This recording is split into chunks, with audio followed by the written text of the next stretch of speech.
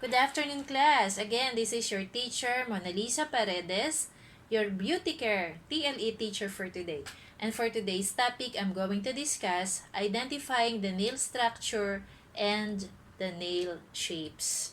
But first, let us define what is nail, epidermal tissues, dermis, hyponychium, and epidermis.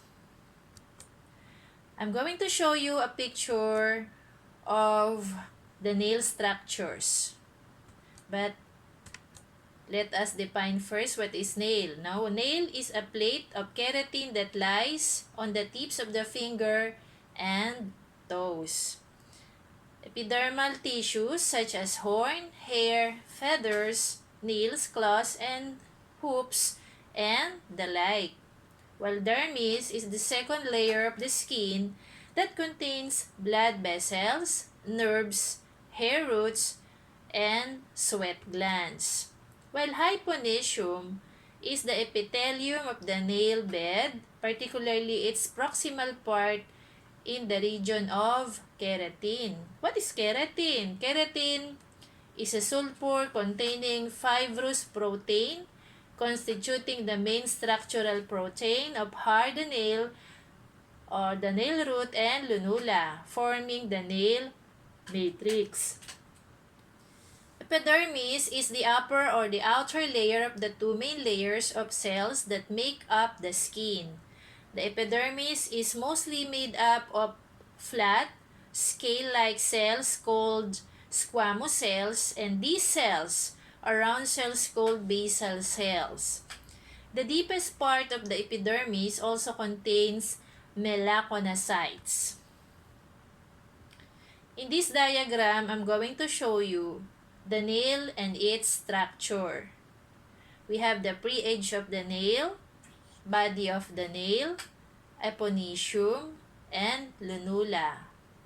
In its side view, you will see the nail matrix, root of the nail, eponychium, or what we call the cuticle. Next is lunula, the nail bed, body of the nail, pre-edge of the nail, pharynx bone of fingertips.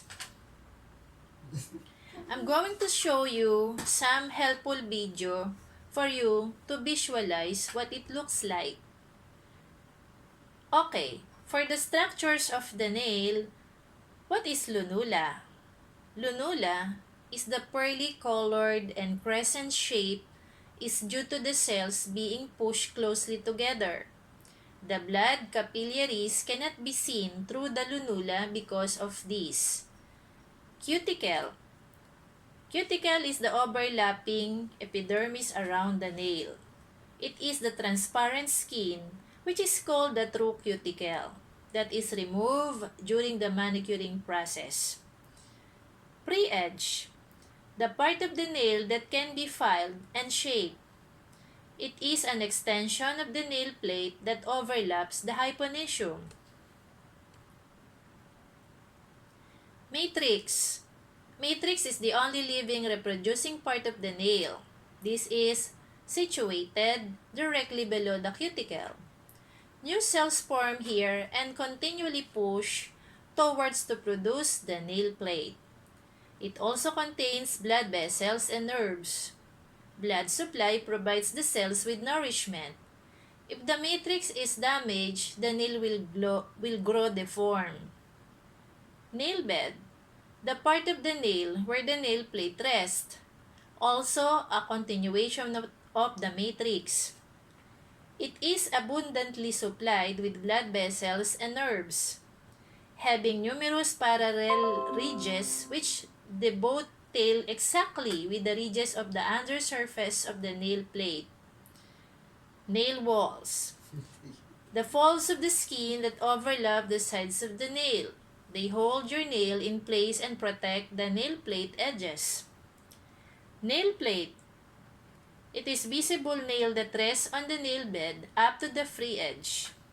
This is made up from dead cells and minimum amount of moisture. The nail is semi-transparent, allowing the color of the blood supply of the dermis to show. In this picture, I'm going to show you 5 different shapes of the nail. The shape of the nail confirms that the fingertips of an individual. We have what we call the oval or almond shape, the pointed shape, square, round, and scuba. I'm going to present to you a sample video of the different shape of the nail. Let us define oval nail. Oval nail is a common among people with long, perfect nail beds. It may be styled slightly rounded at the base and slightly pointed at the fingertips. Most open this type of the nail as a natural look and looks very good in a short, medium length. Round nail, ideal for shorter nails. The nail is allowed to grow out straight at the sides for approximately 1.5 mm, then the tip is filed into a rounded shape. This is a strong shape, which is great for those who keep their nails short. Stiletto or pointed nail, filed away at the sides to a point at the tip. This shape is very weak as the sides of the nail, which provide the strength, are totally lost. Scuba, as a verb, but followed by squaring of the tip, this gives the nail tip strength over the oval shape. And lastly, square nail. Square nail shape are the most famous among the nail shapes.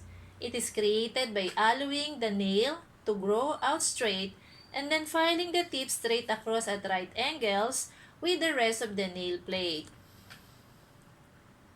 This is the end of our lesson.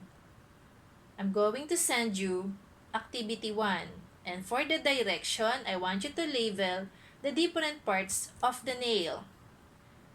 Activity 2, you're going to identify the different shapes of the nail at a given picture.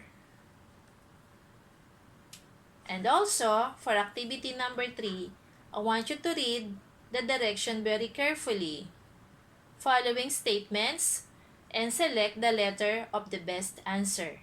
Again, you're going to select only the letter of the best answer. Again, this is your teacher Mona Lisa Paredes saying good luck and see you next meeting. Bye-bye.